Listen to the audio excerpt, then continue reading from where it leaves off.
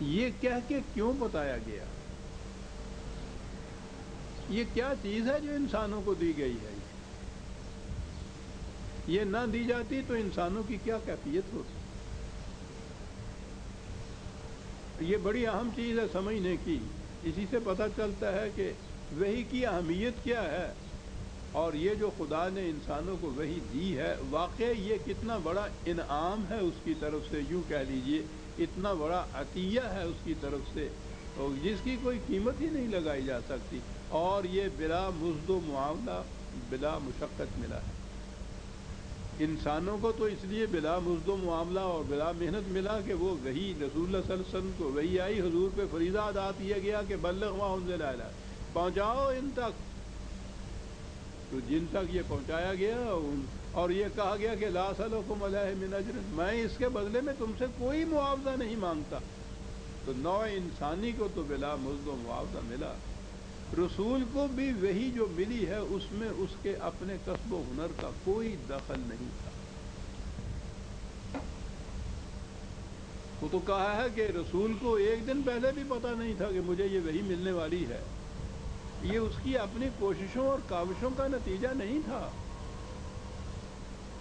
یہ خدا کی طرف سے وہبی طور پر جسے کہتے ہیں یہ ملی، بلا کسی قسم کی نبی کی اپنی کوشش یا کاوش کے۔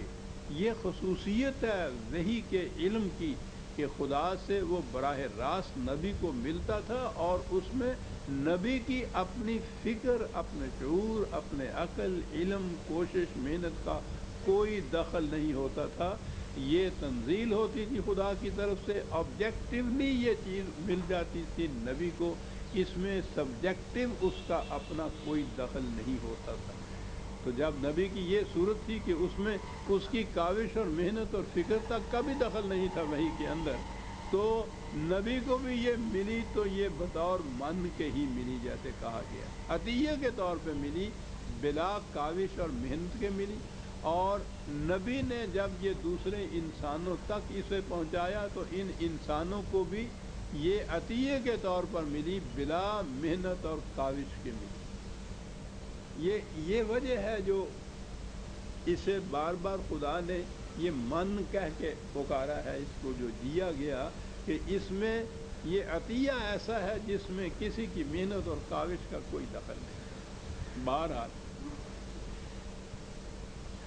چیز کیا ہے جو اتنی بڑی اہم ہے جو انسانوں کو دی گئی، اور جس کے متعلق بار بار ان سے کہا گیا، اپنے الفاظ میں اگر ہم چاہیں تو کہیے کہ کہا گیا کہ اتنا بڑا احسان ہے نوع انسانی پر، کسی خاص گروہ کی بات نہیں ہو رہی عزیزان من، اسے سوچ لیجئے گا، وحی کا ملنا نوع انسانی پر خدا کا بہت بڑا انعام ہے، بہت بڑا عطیہ ہے۔ کیسے یہ عطیہ ہے؟ کیوں یہ اتنا بڑا انعام؟ بڑی اہم چیز ہے جو سوچنے کی ہے۔ انسان ہے کیا؟ زندگی اپنے ارتقائی مراحل طے کرتی ہوئی آگے بڑھتی گئی، اس کی آخری کڑی حیوانات کی تھی، حیوانات سے آگے بڑھا، انسان کے پیکر میں یہ نمودار ہوئی۔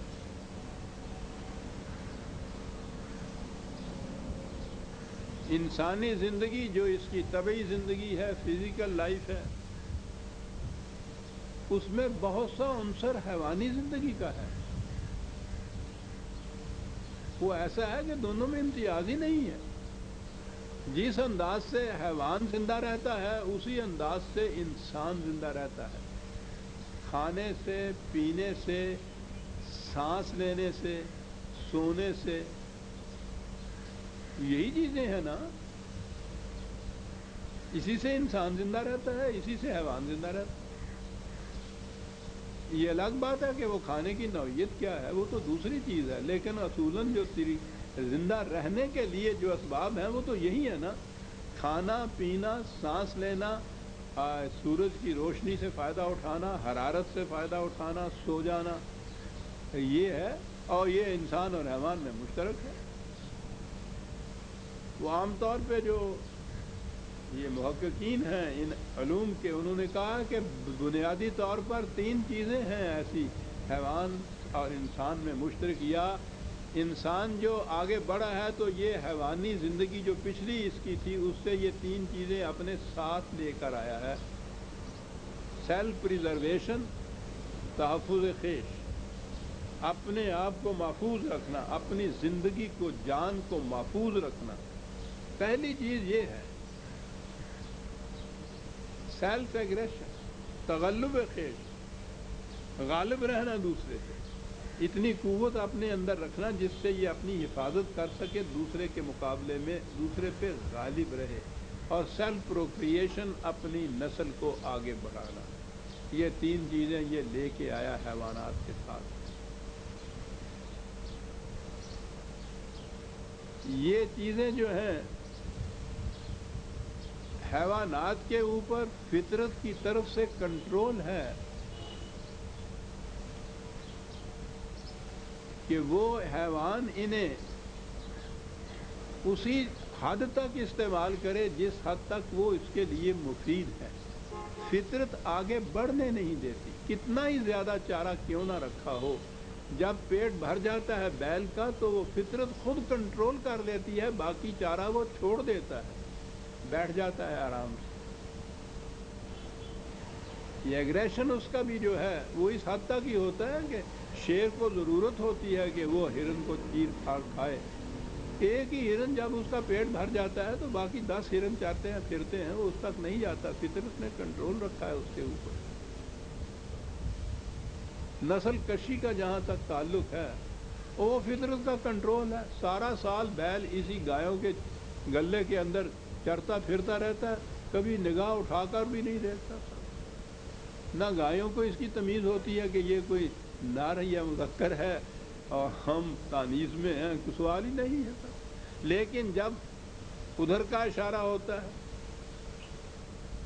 یہ میں نے ادھر کا اشارہ وہ غالب سے لیا کرتا ہوں میں، چاک مت کر جیب بے ایام گل، کچھ ادھر کا بھی اشارہ چاہیے۔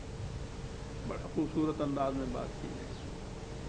وہ حیوانات کو ادھر کا اشارہ خود ہو جاتا ہے، اس اشارے کو بھی خدا وہی کہتا ہے جو ان کو طرف ہوتی ہے۔ میٹنگ سیزن جب ان کا آتا ہے، وہی بیل وہی گائیں، آپ غور کیجئے کہ وہ پاگل ہو جاتی ہیں، اور جب وہ تحفظ نسل کا وہ فریضہ سر انجام پا جاتا ہے تو پھر وہی سکوت اور وہی سکون،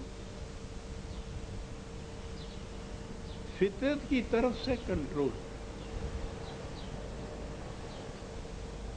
لیکن کنٹرول جب فطرت کی طرف ہو تو وہ تو مجبور ہو جاتے ہیں۔ بکری اگر گوشت نہیں کھاتی تو اس کی کوئی کاریگری نہیں ہے، یہ ہنر مندی نہیں ہے، کوئی تقوی اور پرہیزگاری نہیں ہے، تو فطرت کے مجبور ہے وہ کہ وہ صرف سبزی کھائے، گوشت نہ کھائے۔ شیر اگر گوشت کھاتا ہے سبزی کی طرف نہیں آتا تو وہ درندہ نہیں کہلاتا، اس کو پھانسی نہیں دے دی جاتی، وہ مجبور ہے اس کے اوپر۔ فطرت نے کنٹرول اپنا رکھا تو مجبور کر دیا حیوانات۔ انسان کی پیکر میں زندگی آئی تو ایک خصوصیت یہ ہوئی کہ اسے صاحب اختیار بنا دیا، جی چاہے تو یہ کرے، جی چاہے تو وہ کرے، کنٹرول فطرت نے اٹھا لیا۔ اب غور کیجئے کہ وہ تقاضے تو حیوانات کے ہوں، کنٹرول فطرت کی طرف سے اٹھ چکا ہو، یہ ہوں صاحب اختیار و ارادہ، اور یہ کوئی ایک ایک غار میں یا پہاڑ کی چوٹی پہ بیٹھا ہوا نہ ہو، رہیں یہ مدنی طبع ہے، رہے یہ آپس میں مل جل کر، اور ہر فرد صاحب اختیار ہو، ہر فرد اپنے لیے سیلف پریزرویشن کے لیے سامان اور ذرائع، اور بیل کی طرح نہیں کہ پیٹ بھر گیا تو ختم کیا، الہاکم التکاثر حتی زرتم المقابر، اس کی ہوس کا کوئی ٹھکانہ ہی نہیں، چلا ہوا ہے۔ اب ہر فرد، کروڑوں میں سے ہر فرد، اندر کا تقاضا یہ ہے کہ زیادہ سے زیادہ میں حاصل کروں، صاحب اختیار ہے۔ اب یہ ڈیوائس کرتا ہے، مینز جسے آپ کہتے ہیں، عجیب عجیب طریقے اختیار کرتا ہے، پھر وہ حیوان تو طریقہ ہی کوئی نہیں اختیار کر سکتا۔